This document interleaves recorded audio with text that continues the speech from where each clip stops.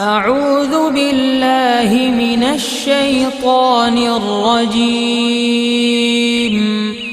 بسم الله الرحمن الرحيم الله الله الله الله الله الله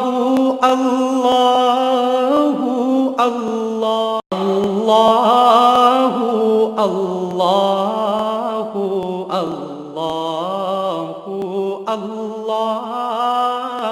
الله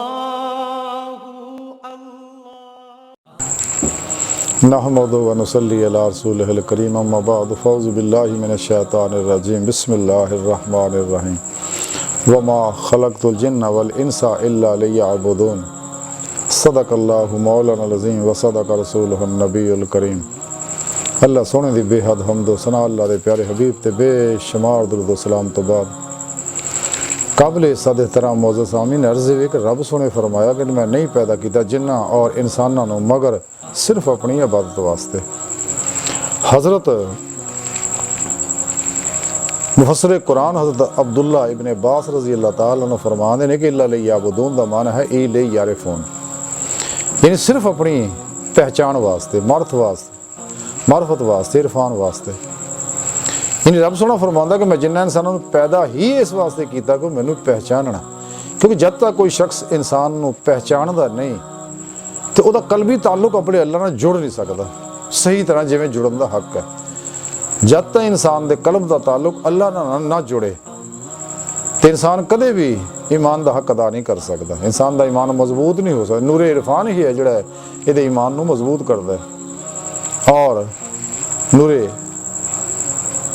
इश्क इलाही हासिल नहीं कर सकता, नूरे फ़क्र मुहम्मदी हासिल नहीं कर सकता, ना सोने मौला दी बारगाह तक रसाई हासिल कर सकता।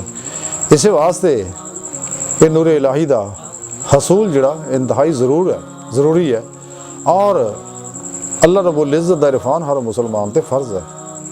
जब तक इंसान ये फ़र्ज़ नहीं हासिल करता दीगर फ़राइज़ की तरह, यानी कल्ब नूं ज़िंदा करना फ़र्ज़ है, नफ्स दा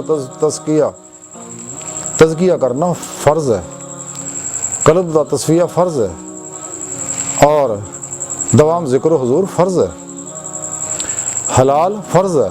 इदा दीगर फ़राइज़ जिन्ने भी ने सारे तो उस तरह यह भी एक फ़र्ज़ है अल्लाह रब्बुल इज़्ज़त दा इरफान हासिल करना। इस वास्ते रसाला कुशैरिया के अंदर लिखिया होया कि हज़रत ज़न्नून मिस्री रहमतुल्लाह अलैह फरमाते हैं कि जिहड़ा शख्स सारियां तो ज़्यादा अल्लाह नूं जानण वाला होएगा वो सब तो ज़्यादा हैरत ज़दा होएगा। यानी बहुत खूबसूरत गल की आपने, यानी आप ये दसना चाह रहे हैं कि इंसान जिन्ना भी रब नूं जानदा जांदा है उन्ना ही हैरत ज़दा हुंदा जांदा है, उहदी हैरानगी च इजाफा हुंदा जांदा है कि अल्लाह रब्बुल इज़्ज़त इसमें ज़ात तो आलम अमर तो शुरू होए ज़हूरात जिहड़े ने और आलम अमर तो थले आलम खलक दे अंदर वो तो आलम अमर दा आने वाह च ज़हूर च आया और आलम खलक जिहड़ी ये तदरीज चल रही है। एक फिल्म जिहड़ी ये नूरानी फिल्म है चल रही है इरादा इलाही के मुताबिक। पर जिवें इंसान रब सोने नूं पहचानदा तो ये चीज़ां जिहड़ियां उहदे उत्ते मुनकश होना शुरू हो जांदियां, क्योंकि उसदा कल्ब जिंदा हो जाता और उसदी रूह बातन च दाखिल होंदी है, बातन च सैरो परवाज करती है, उन्होंने रूहानी महराज हासिल हो जाती है।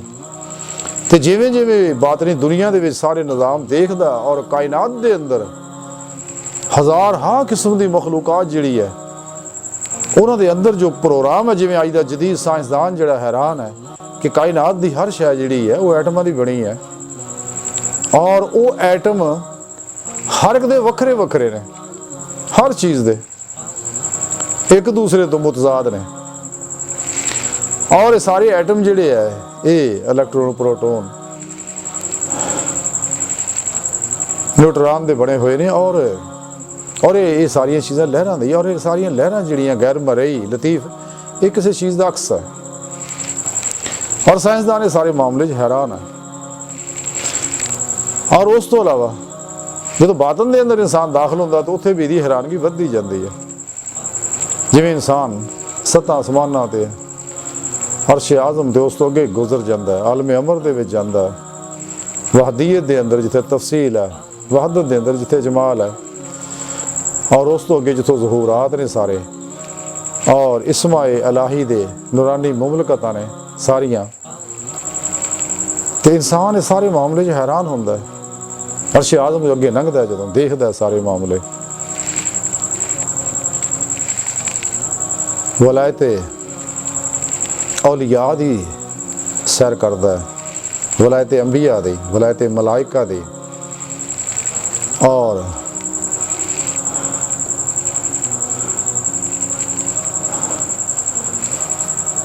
ਅੰਬੀਆ अलैहिस्सलाम ਦੇ ਮੁਕਾਮਾਤ ਨੂੰ ਦੇਖਦਾ ਹੈ, ਯਾਨੀ ਕਮਾਲਾਤ ਅੰਬੀਆ ਦੇ ਮੁਕਾਮ ਤੋਂ ਗੁਜ਼ਰਦਾ ਹੈ, ਉੱਥੋਂ ਅਨਵਾਰਾਤ ਹਾਸਲ ਕਰਦਾ ਹੈ।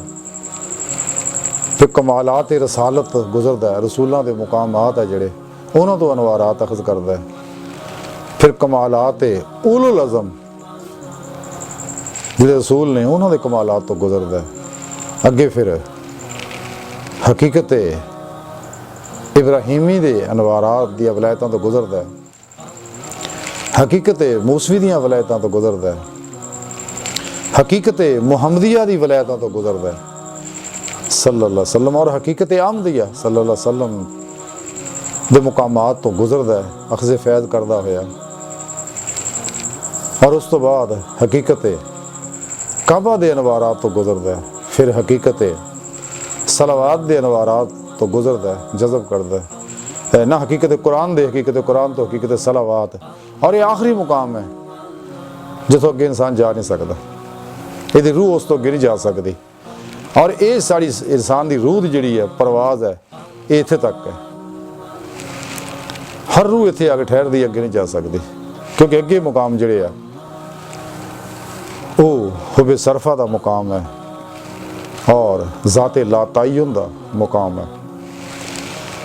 तो अल्लाह ही बेहतर जानता, अल्लाह ही जानता, और उतों जो अनवारो तजलियात अल्लाह जिन्होंने जिन्नियां चाहुंदा अता फरमाउंदा, ये सारियां रूहानी सैर ये वास्ते हैरत का बायस बन गई, ना कि रब की ज़ात, रब सोने की ज़ात तक गौर करना ही नहीं कदे भी जिंदगी ऐसा। जिहड़ा शख्स रब की ज़ात के बारे गौर करेगा गुमराह हो जाएगा।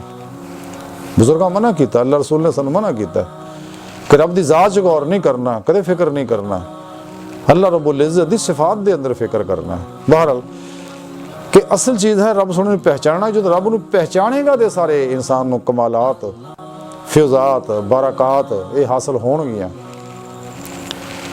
रसाला कुशैरिया के अंदर ही लिखिया होया, किसी ने हज़रत बाइद बुस्तामी रहमतुल्लाह अलैह सुल्तान लारिफीन ने, बहुत बड़े सूफी बुजुर्ग ने, तो बाइद बुस्तामी रहमतुल्लाह ने पूछा कि तुसी मार्फत किद्दां हासिल की? आपने फरमाया भुखे पेट ते नंगे बदन, ये मैं अल्लाह नूं पहचाने। ये बाजार तो सादी जी गल लगती है, लेकिन ये पिछे बहुत बड़ा फलसफा समझाता आपने। वो ये है कि जब तक इंसान अपने पेट नूं खाली रखने की आदत नहीं बनाता, दूसरा नंगे बदन तो मुराद ये है कि इंसान ये चीज़ां पिछे सारी जिंदगी ना गाले, रोटी पिछे, कपड़ियां पिछे, घरां कोठियां बंगलियां पिछे, यानी दुनिया पिछे, खलक पिछे, नफ्स दियां ख्वाहिशां पिछे। यानी इनू इंज कह लो कि इंसान जब तक ख्वाहिशात नफसानी जो नहीं निकलता उस वक्त तक मार्फत हासिल नहीं हो सकती। ख्वाहिशात नफसानी जो निकलना ज़रूरी है, तो अगे सारे ख्वाहिशात नफसानी ही है, जिन्नियां भी है लज़्ज़ात है, शहवात है, मालो मशहूरी कुर्सी, ये सारियां ख्वाहिशात नफसानी है। तो जब तक इंसान ख्वाहिशात नफसानी नूं फना नहीं करता, नफ्स नूं अमारगी चो नहीं कढ़दा, और नफ्स नूं अमारगी चो कढ़ के इनू लवामा नहीं बनाउंदा, फिर इनू मुलहिमा नहीं बनाउंदा, फिर इनू मुतमइन्ना नहीं बनाउंदा, तो इंसान कदे भी रब सोने की मार्फत हासिल नहीं कर सकता। इस वास्ते रब सोने कुरान करीम दस्सिया क्या नफ्से मुतमन्ना चले अपने रब की तरफ। तो जब तक इंसान अपने रब नूं नहीं पहचानदा, दर हकीकत कोई भी नेमत हासिल नहीं हो सकती।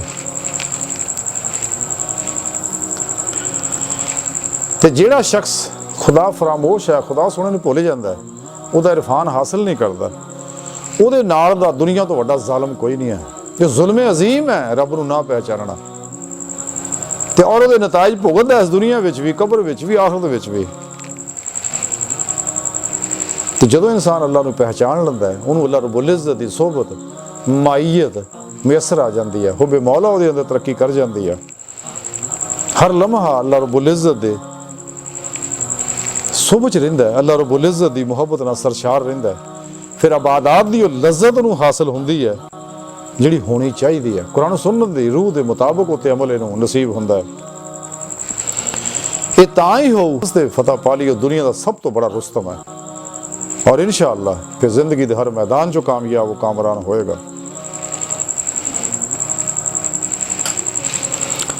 तो जिहड़ा शख्स रब सोने नूं पहचान लैंदा, रब सोने की मुहब्बत च मुबतला हो जाता, तो बास अल्लाह तो कुल ही निकल जाता, बेरगबत हो जाता, बेध्यान हो जाता, बेगर्ज हो जाता।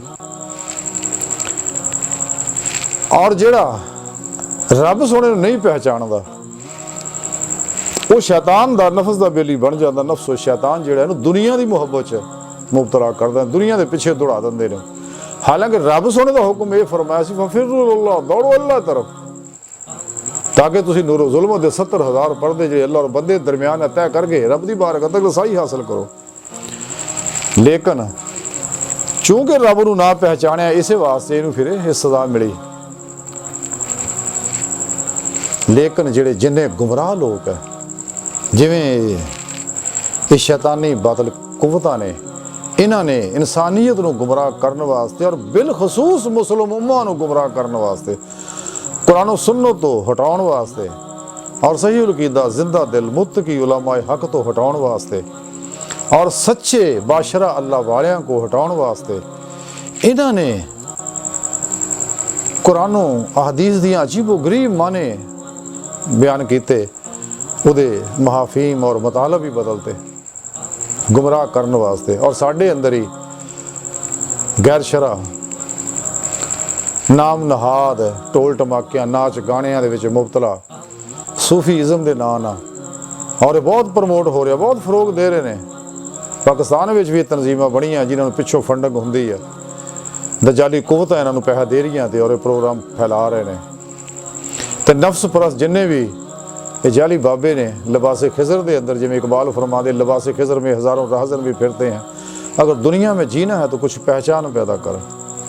ये लोग लोगों को गुमराह करते हैं और इन्हां दे गुलाम मुफस्सर जिहड़े इन्हां लोकां पैदा कीते और अजकल जिहड़े बड़े फिरके हैं ने, मशीह है भी यहूदियों की पैदावार है, वहाबीयत है भी यहूदियों की पैदावार है, और देवबंदीयत भी यहूदियों की पैदावार है।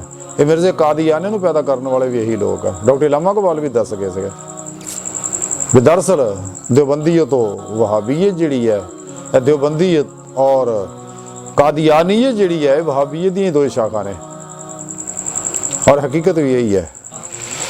और ये जिन्हें मर्जी ड्रामे कर कर लोगों को दिखाउण, लेकिन हकीकत ये है जिहड़ा भी हकीकत पसंद तालिब इल्म है, जो तारीख का मुतालिया करता है, हकायक खुल के वो सामने आ जाते हैं। और अलहमदुलिल्लाह जी साइदुल फितरत रूहां वो इन्हों के परछावें तो भी लग नहीं जांदियां। तो और जी असली बदबख्त रूह उन्होंने कहना ही की है, उन्होंने जो कि जाने जहन्नम च, इस वास्ते मेरे प्यारे नबी दियां गुस्ताखियां और बेअदबियां करते हैं। रब सोने के बारे भी कहते रब सोना भी झूठ बोल दिंदा, अस्तगफिरुल्लाह। हालांकि रब सोना हर नक्स तो पाक है, बेऐब है, ज़बां मकान तो, जौहर व अर्ज़ तो, हुलूल व इत्तेहाद तो, तस्सीम व तशबीह तो, और कैफो जेह तो, मिसलो मसाल तो पाक यकता व यगाना अल्लाह की पाक ज़ात था। बहरहाल ये लोग जिहड़े है ये चंद किताबां पढ़ के और इन्हां गंदियां लोगों सोबत रह के, इस वास्ते इलामा इकबाल ने आख्या सी अल्लाह सोने ने कि अहकाम तेरे हक हैं मगर अपने मुफस्सर, अहकाम तेरे हक हैं मगर अपने मुफस्सर, तावील से कुरान को बना सकते हैं पाबंद। ये वो लोग है जिहड़ियां तावीलां करके अपने माने मतलब दे कुरान करीम दे अखज़ करते हैं।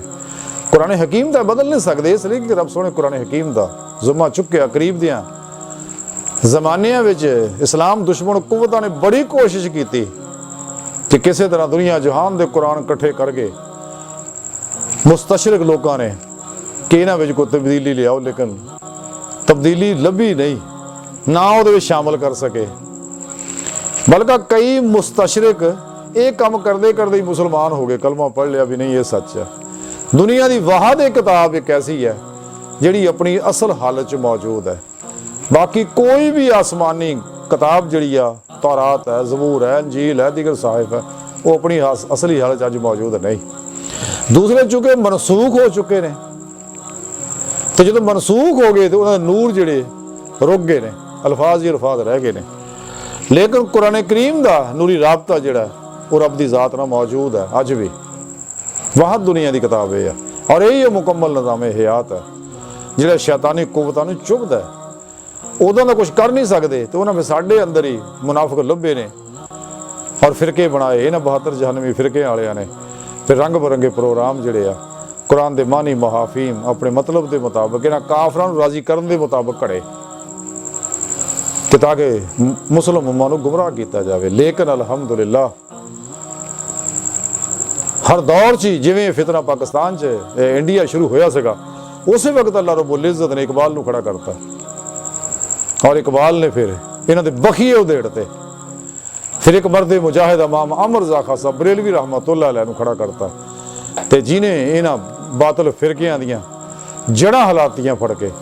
ਔਰ ਅਲਹਮਦੁਲਿਲਾ ਆਪ ਦੇ ਤਰਬੀਅਤ ਯਾਫਤਾ ਮੁਜਾਹਿਦ ਅੱਜ ਵੀ ਇਹ ਮੁਹੰਮਦੀ ਕਸ਼ਾਰ ਦੇ ਸ਼ੇਰ ਜਿਹੜੇ ਆ ਇਹਨਾਂ ਵਾਸਤੇ ਪੈਗਾਮੇ ਮੌਤ ਹੈ।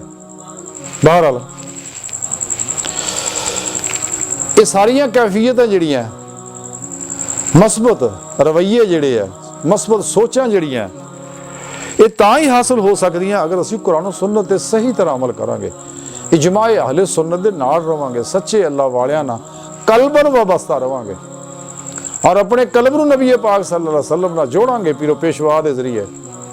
ਕਿਉਂਕਿ ਇਹ ਫਿਉਜ਼ਾਤ ਜਿਹੜੇ ਆ ਅਲਫ ਅੱਲਾ ਚੰਬੇ ਦੀ ਬੂਟੀ ਵਾਲੇ, ਤੌਹੀਦੀ ਮੁਹੰਮਦੀ ਨੂਰੀ ਨਿਸਬਤ ਵਾਲੇ, ਇਹ ਐਪਲੀਕੇਸ਼ਨ ਜਿਹੜੀ ਹੈ ਇਹ ਸਿਲਸਿਲਾ ਬਾਈ ਸਿਲਸਿਲਾ ਬੇਵਾਸਤਾ ਉਹ ਸਭ ਨਬੀ ਪਾਕ ਤੋਂ ਚਲੇ ਆ ਰਿਹਾ।